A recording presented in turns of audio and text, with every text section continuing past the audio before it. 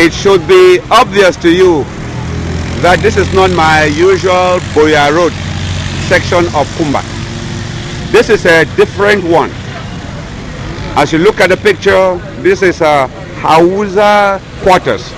This is where mostly those from the northern part of Cameroon, Muslims, the majority, came to settle in this part of Cameroon. The road you see is a main axis leading from the Kumba town green section to going down towards Mamfe, passing through Maifiango Kumba, Three Corners, Mabanda, and then even Tombel or Loom going that way. So I am panning this camera. Coming now here, as you see this bluish color and the thick or the dark yellow on it, this is the Hausa waterhead or chief's compound in Kumba. They happen all to be most of them, my primary school classmates. And time has passed, about 40 years since we were in school around Kossala. And they are all big men having their own family to manage. And me too, I have my own family. But all of us have a national concern. We love Cameroon. So at this juncture, as I say, we all love Cameroon. At this juncture, and I'm speaking here now, swearing with a background which is also very solemn. That is the mosque of the Hausa people, the Muslim people in Kumba. Their mosque is up this hill. As you see it there, you will see the top. So it is from here. It's a sacred place.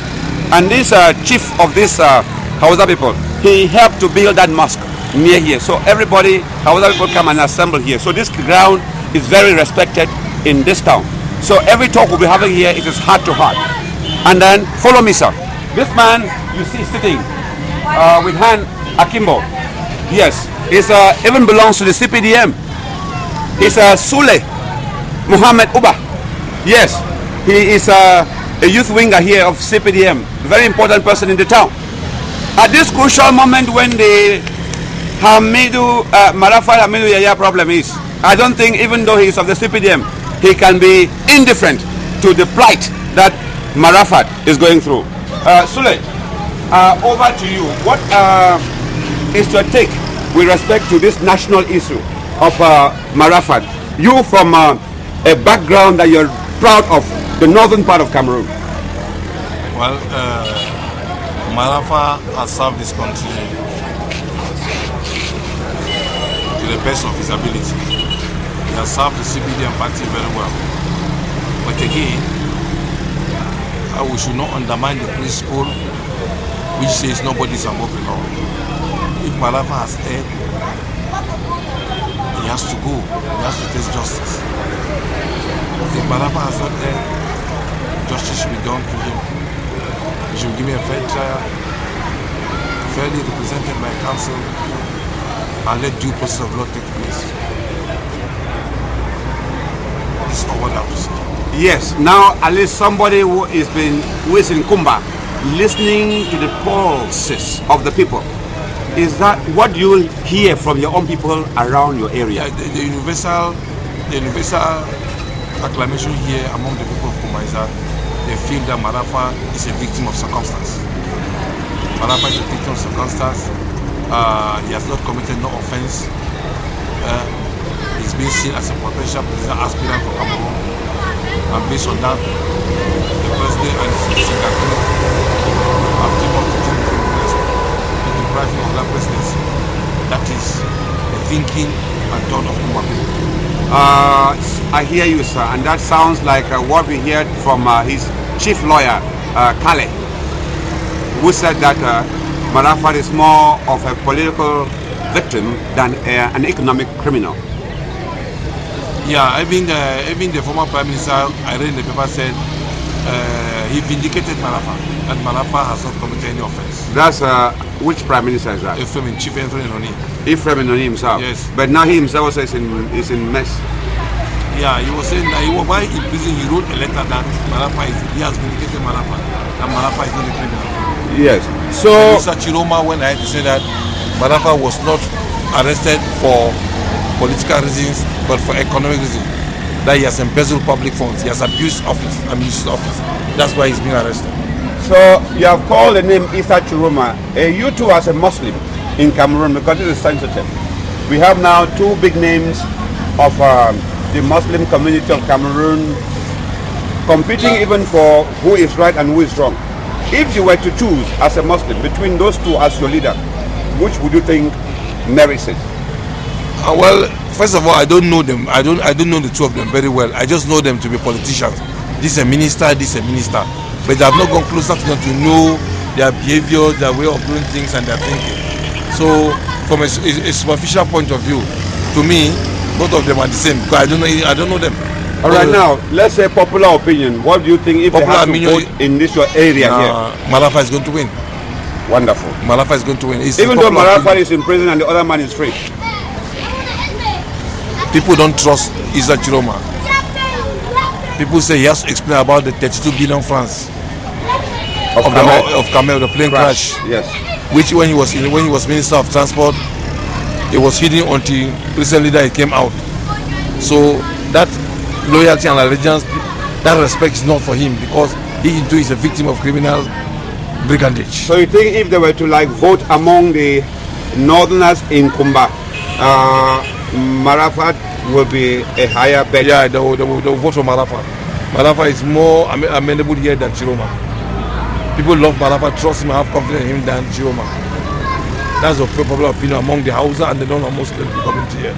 If now, as a Cameroonian, Sule, you were to speak about the fate of this nation, seeing all those that have been arrested and those to be and those that have suspicion against them, what would you predict? Now, my problem is that, first of all, in this country, this thing they arrest people and keep them for a long time without going to court is a very bad thing. Because from the legal point of view, they will tell you justice delayed is justice denied. And therefore, it's better to take people to court, and you have far-reaching effect internationally on our judiciary, where the credibility of the judiciary will be at stake. So I urge the government to always take these people to court as early as possible if their case file is ready. Now, secondly, from the political perspective, where the country is not fine, there's poverty outside. There's poverty, there's unemployment, people are suffering. So I think what we are going to do, what I would say is that the president should do more to change the lives of Cameroonians. But for now, we are living a bad life. There's poverty, unemployment, misery, squalor, hitting people every and there. So I think we are not fine. Hold on for me again. Put that with my hand. It was good talking to you, Sule. You remember our days in primary school? Exactly. Yes, it's been very good each time I come around here and we shake hands and talk. But we still believe in one Cameroon. I'm a CPDM subsection president of Hausa Quarter 1 in Kumba-born subdivision. That's correct, and we still believe that Cameroon should be one. Because Indivisible. some people try to divide it even for political and even spiritual reasons. No. We are a solid block. When we hear people talk that we are not from Kumba, how do you feel about that? No, it is the constitution that brought all this total allocation thing. We are qualified. Like we are come no goes. We are come no go. We are qualified. We are competent. We have gone to school. But it's a position that we don't even have. They don't allow us here. Even in the party hierarchy. Before people say we guys are all we are all foreigners. We are all venant. That's correct. We are strangers. Les venants.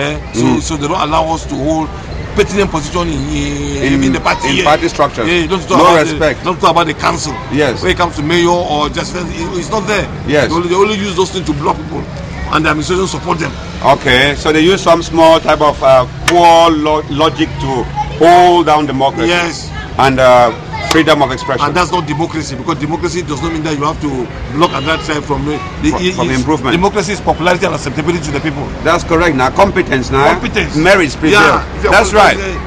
So you have heard in this Kumba, even though Sule Ubah-Muhammed is a northerner, he still says that if Marafa is proven guilty, he should pay the crime for it.